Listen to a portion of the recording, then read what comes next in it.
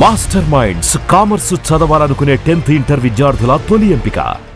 National లా యూనివర్సిటీస్లో LLB చేయడం వల్ల ఏంటి సార్ మనకు బెనిఫిట్ అంటే, నేషనల్ లా యూనివర్సిటీస్లో మీకు చాలా వాల్యుబుల్ కంటెంట్ మీకు ప్రొవైడ్ చేస్తారండి.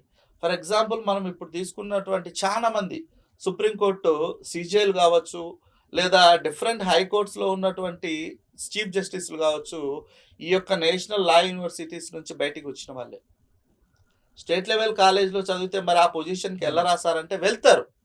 కానీ స్టేట్ లెవెల్ కాలేజెస్లో చదవడం వల్ల మనం గ్రాస్ప్ చేసుకునే, మనం రిసీవ్ చేసుకునే నాలెడ్జ్ కాస్త తక్కువగా ఉంటుంది comparing with national law universities.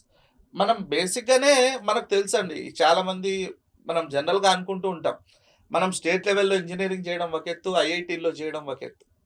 ఐఐటీల్లో చేసినట్లయితే వాళ్ళకి ఆ ప్రిఫరెన్స్ వేరుంటుంది అనేసి మనం బయట మాట్లాడుకుంటాం కదా. అట్లే అండి, స్టేట్ లెవెల్ కాలేజెస్లో ఎల్ఎల్బి చేసినట్లయితే అదొక రకం, నేషనల్ లా యూనివర్సిటీస్లో ఎల్ఎల్బి చేసినట్లయితే అదొక గుర్తింపు.